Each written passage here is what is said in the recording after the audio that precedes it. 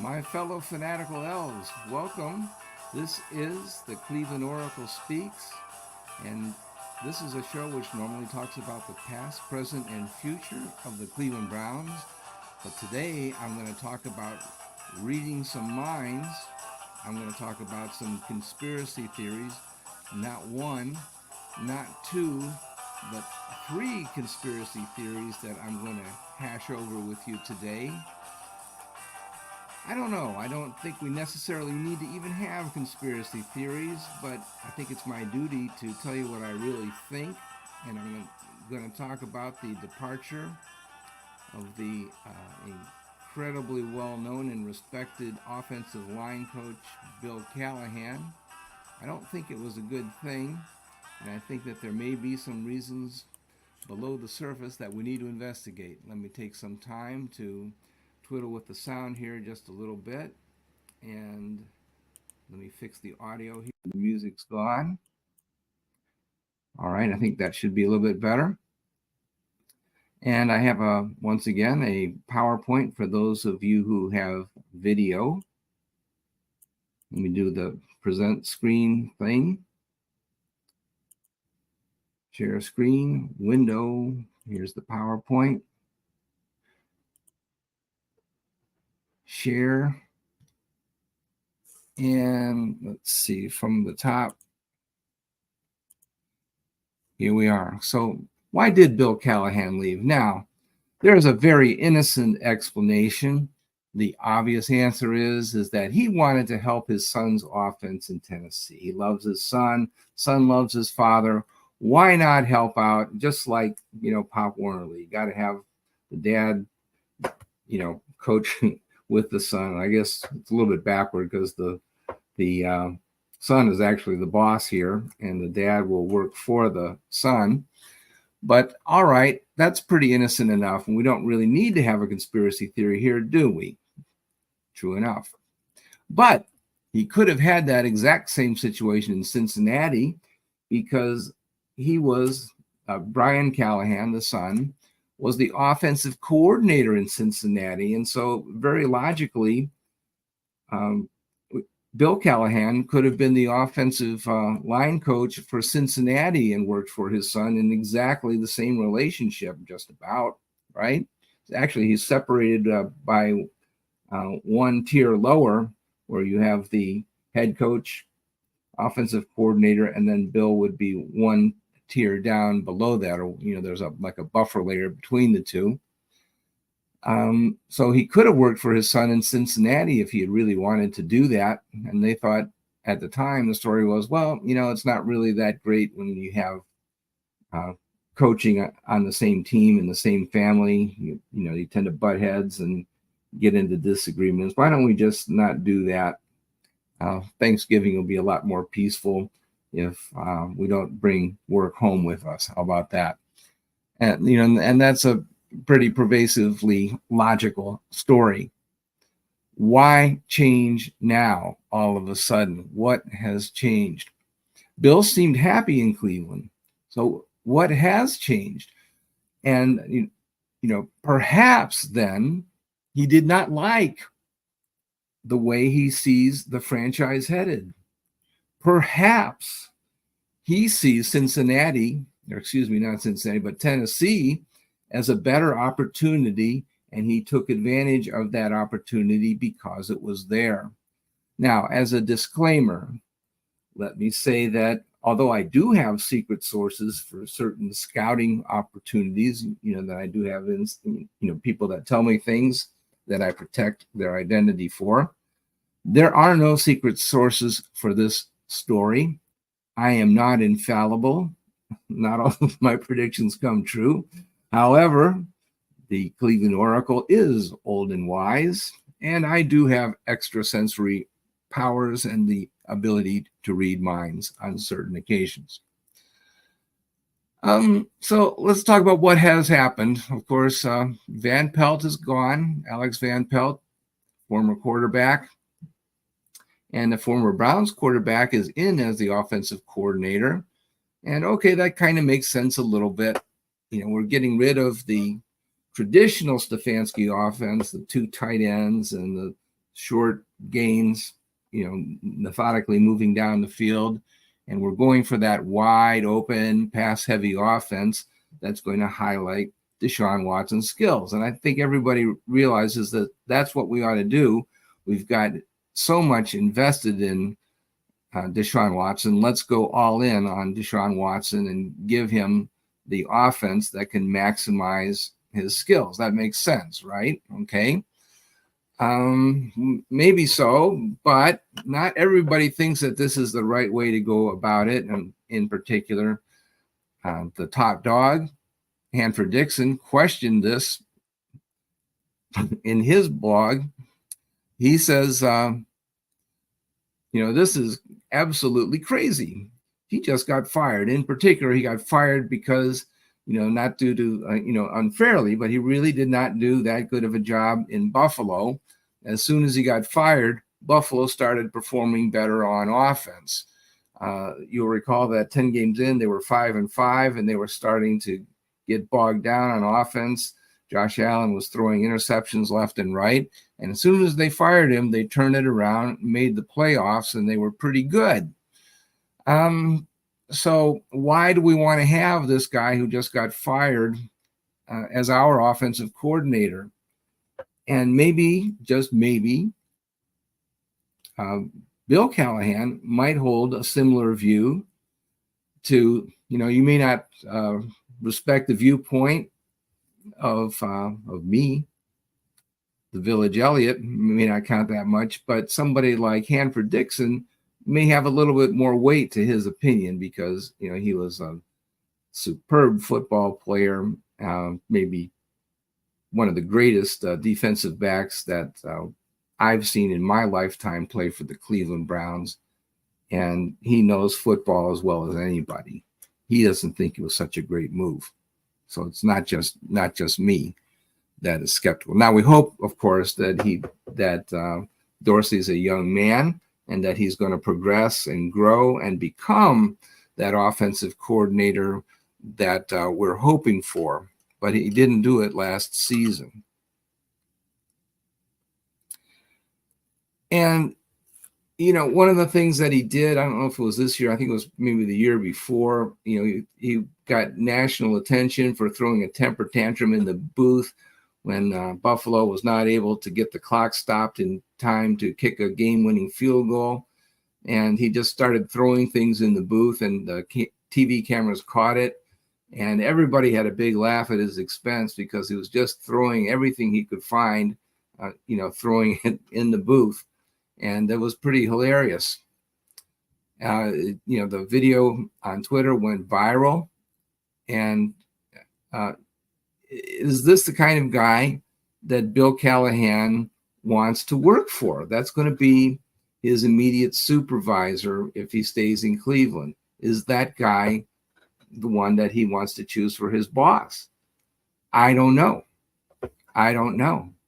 It doesn't seem like a slam dunk that that's the kind of guy that Bill Callahan wants to work with. Remember, Bill Callahan has been a coach in the NFL, and he's even taken a team to the Super Bowl as head coach in the NFL. I'm not sure he needs to work with a guy who loses his temper like that and screams and yells. I don't know if that's his style. Maybe Ken Dorsey will prove to be, again, an excellent offensive coordinator, and we hope that's true, but we're maybe not sure about that. Let me take a little break here. I want to tell you about, like we always do, a public service announcement, some of the charities that the Cleveland Browns are involved with. They started last year to have a small business training camp, which is held at First Energy Stadium. I don't know what the date is going to be in 2024. It has not been announced yet. It is a partnership between an organization called Jumpstart and the Cleveland Browns, and it's a kind of training camp, half-day small business intensive, which teaches some of the fundamentals of running a successful small business. This is something that would appeal to somebody that's maybe contemplating a business degree in college, something like that. I want to add, though, a caution that you don't become an entrepreneur in a half-day session. This is something that might spark interest, but it doesn't make you an entrepreneur. It does not make you a small business person. You need to have a sustained, consistent effort for years before you can become a success in a small business. But this is something that can get you started, connect you with the resources that you need to have in order to know how to have a small business and to become successful. You need to make those contacts. And this is something, one step along the way that you, as a young prospective small business person, could find very valuable. So I want to throw that out, that the Browns are active in helping young people, especially, start a small business. Maybe even old people like me might be able to attend that and learn how to start a small business. And by the way, I am a small business person. I am working for a small business now. I have in the past. For 30 years, I've started up companies and done cool stuff like that. Also worked for big companies, worked for a university, worked for a lot of different arrangements. Small businesses are cool. All right, time for a commercial break. We're going to pause for 5 seconds live, and in many of the platforms that carry our show, we'll have commercials that support us and help to pay us to stay on the air. And I'll take 5 seconds, and Johnny Cleveland will insert those commercial messages here.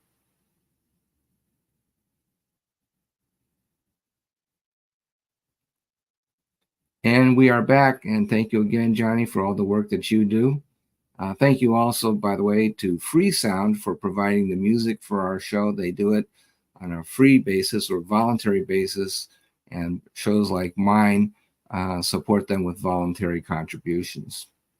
So back to Coach Callahan. What is special about Coach Callahan? Why is he so great?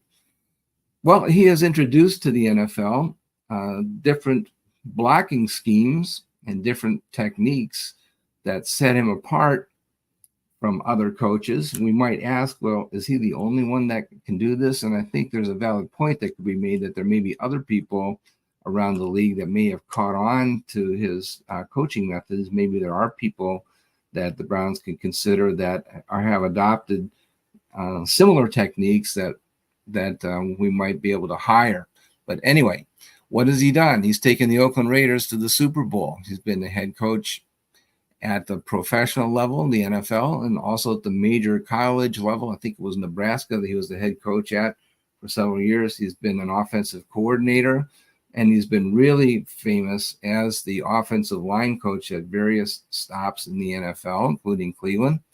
And he emphasizes the wide zone blocking system, which is really pretty complicated. If you look it up in some of the, like Wikipedia or something, they kind of simplify it. And they say, it looks like to the fan that the linemen are assigned to block areas of the field rather than individual linemen on the other side of the ball.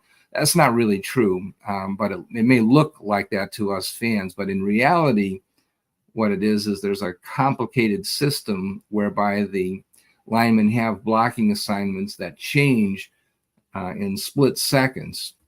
And it's maybe based on what area of the field that they're attempting to occupy during the run, but they slide from one part of the field to the other and switch assignments, kind of like the way that you switch your man in basketball. And so that you switch off, and if this guy misses his block, then the other guy picks him up and you go and block somebody else, these kinds of things. But anyway, the Browns play what has become known as the wide zone. That may be modified with a new offensive coordinator and a new scheme where the Browns are going to emphasize more downfield passing, I think, in the new offense. One thing that really stood out to me watching the Browns practices that were open to the public are the use of hand techniques, which the Browns probably emphasize more than most, if not all, teams in the NFL. They have techniques that are known as pendulum strikes and pedestal strikes, which basically are like martial arts, where the players are taught to be aware of their opponent's body and how it shifts in weight when they go from the right foot to the left foot. and they know exactly where to aim their block so that the defender will either lose his balance, be knocked over, or at least turn his body so that the running back, let's say if it's a running play, can go right past them. And that's how guys like Wyatt Teller can execute the pancake block so effectively, is they know exactly where and when to hit them in order to knock them on their butt. It's not just brute strength. It is technique. It is a martial art.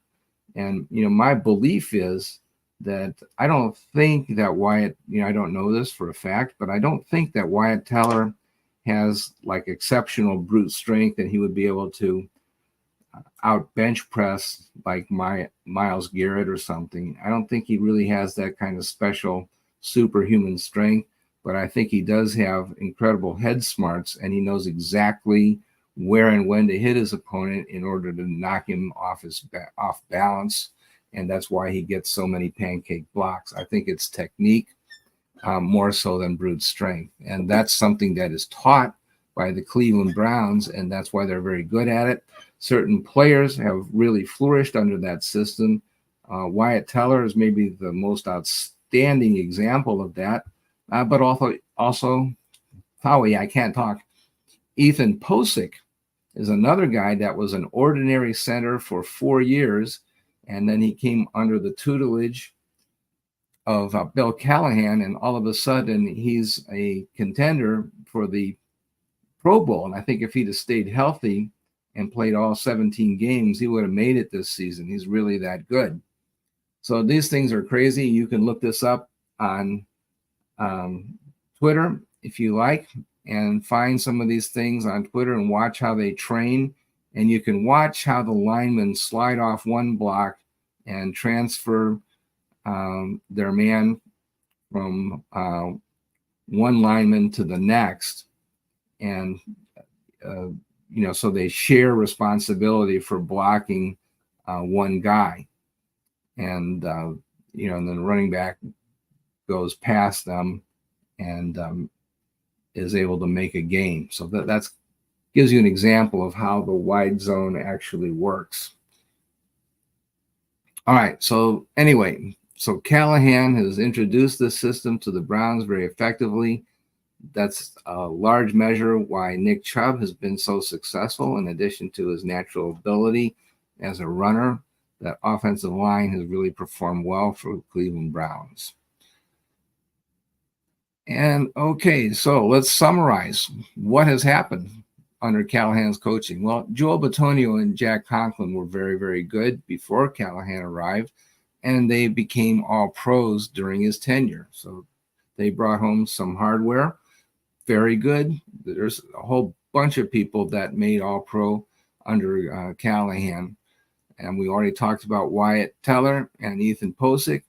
DeWine Jones, the latest guy, was a rookie. His season was cut short due to a knee operation, but he made the all-rookie team this season. Also very important is some of the second-string guys did very well. Nick Harris, Michael Dunn, Luke Weipler all played pretty well in small doses in 2023. Now, I don't know if they're good enough to be starters in the NFL for 17 games or not. Well, actually, we want to play, 21 games or 20 games, including the playoffs. But they really did more than adequate jobs for the Browns in 2023. And we'd like to see how well they do in the future. I think Harris is actually a free agent. Harris and Dunn both are free agents, but hopefully they'll re-sign with the Browns and continue their careers here because they've really progressed well, and hopefully will continue to retain many elements of the Callahan system. Even though he will be gone, that knowledge will be retained within the team. Okay, and now I want to talk about conspiracy theory and then offer a conspiracy theory about the conspiracy theory. You may recall that as the head coach of the Oakland Raiders, now the Las Vegas Raiders, there was a last-minute change in the game plan against the Tampa Bay Buccaneers, and the Raiders, who were favored to win, wound up getting absolutely clobbered. I think Tampa Bay rang up 48 points on them, and it was horrible.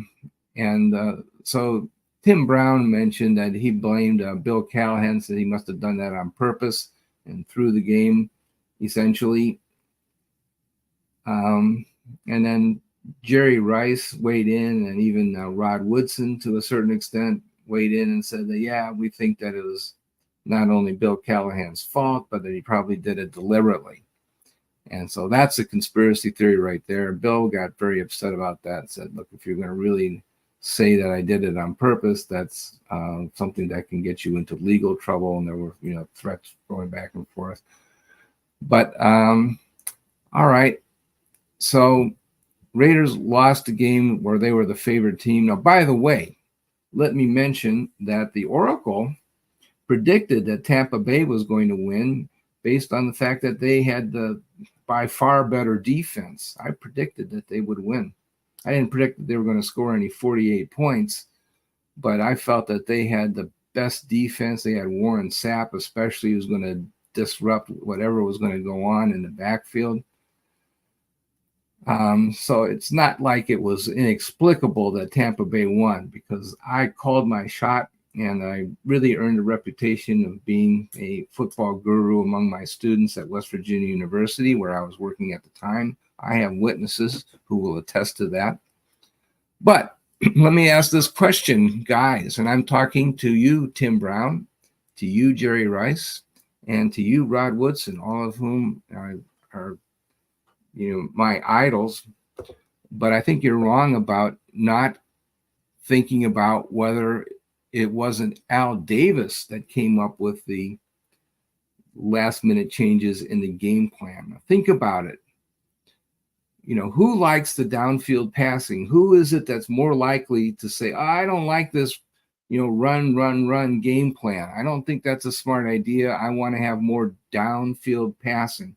Al Davis made his name in football history by emphasizing the vertical offense of the Oakland Raiders. That's what went into the game plan. Doesn't that sound like Al Davis? Now, Callahan wasn't going to blame his boss. I think that Callahan took the hit for his boss, and nobody is going to blame Al Davis for nothing. So that's my conspiracy theory about the conspiracy theory. Is I believe that, I think that there was a last minute change in the game plan, of course, but I don't think it was Callahan's idea. I think he was kind of taken there kicking and screaming. He said, boss, this is not a good idea. You can't change a game plan like that. And I'm the boss of the Raiders, and I want to change the game plan. We got to have more downfield passing. Vertical passing is the way to win this game. Okay? So I think that Davis trashed Bill Callahan's game plan and replaced it with his own genius plan. Because why? Because Al Davis is a genius. And Al Davis really was a genius. But he wasn't right about everything. And in this case, he went too far. I think Callahan implemented the revised plan because he was a good soldier, and Al Davis was the general, and Callahan shielded his boss, his meddling boss, from a criticism that would have taken place for his meddling. And once again, the new plan featured vertical passing from quarterback Rich Gannon, and it has all of the earmarks of an Al Davis offense. It's not a offense of Callahan's meat and potatoes running attack. That's what Callahan wants. Callahan's the offensive line dude that likes to run, play action, run.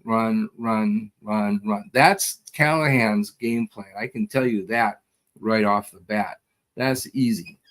So, All right, so I'm calling you out, Tim Brown, Jerry Rice, and Rod Woodson. I know, you know, you guys know way more football than I'll ever know, but my ESP tells me, from what I know of the Raider politics and what you probably should understand even better than I, that Al Davis was the guy that would be more likely to attempt something this outlandish rather than Callahan. In this situation, Davis would get all the credit if it had worked and none of the blame when it failed. And that's exactly what happened. It did fail, and Callahan protected his boss from all of the blame. That's what I think happened. And that's what my ESP tells me. And I'll be very interested to hear everybody's reaction to it.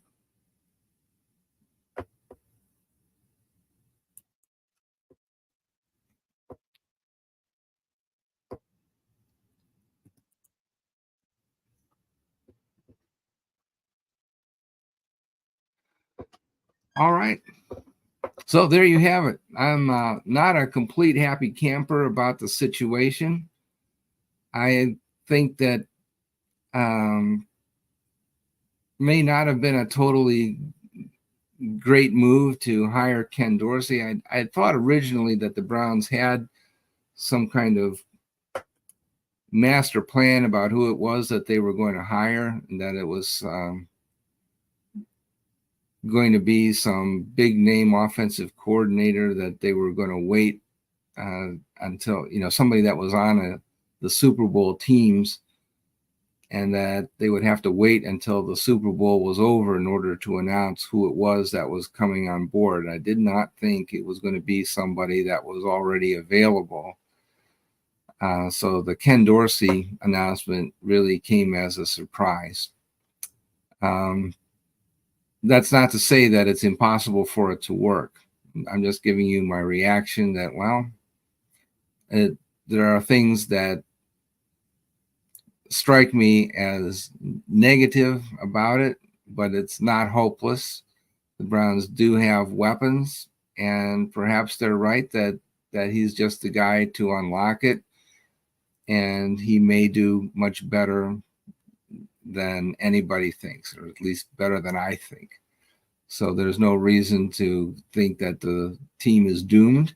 There's no reason to think that the Browns cannot win. There's no reason to think that they can't make the playoffs and win the Super Bowl. Ken Dorsey had some very significant success with Josh Allen, especially early on. And maybe what might happen is, that getting a fresh start with a new coach might be just the thing that he needs in order to generate some fresh concepts and fresh ideas. I think what happens sometimes to coaches is when they have some success, they stay with the successful plan too long, and the rest of the league catches up, figures out what they need to do in order to stop you, and you keep on going back to that same thing over and over and over again, and you're slow to invent new things. And this situation that seems so grim, when it happened, getting fired from this coach with a fantastic quarterback, losing the opportunity to work with Josh Allen may have seemed like such a disaster.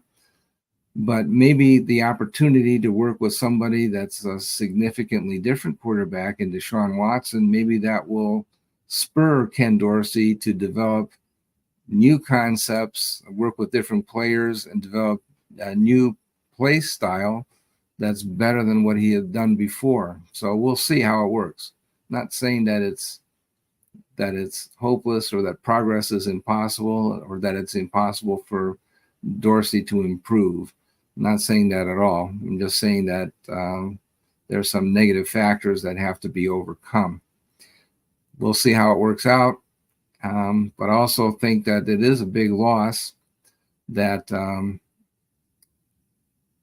that Bill Callahan has moved on to another position, and I don't understand exactly why he left. I think that he'll be very hard to replace, although there are people available in the NFL that understand his system and that can continue to operate within that system. Although I would make the same comment that even though it's been fantastically successful in the past, that Callahan system too needs to evolve because the NFL is evolving and there needs to be new ideas also. So maybe it is an appropriate time to move on and to get some new concepts worked into what has been a very successful program.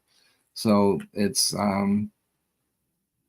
never going to be exactly the same. You can never have the same formula and live by it year after year after year. You do have to bring in new ideas, and bringing in a new person is not entirely a bad thing. I just am suspicious about the timing. I think it signifies an opinion, perhaps, that not all is well with the Cleveland Browns coaching staff at this particular time, coaching staff and personnel, salary cap perhaps at this particular time. Things need to get fixed. There is an entire off season to work on those, however. We'll continue to follow that as the season develops. So I'll see you again very soon. Thank you for tuning in. Have a great week, everybody. I'm looking forward to the Super Bowl, and God bless. Bye for now.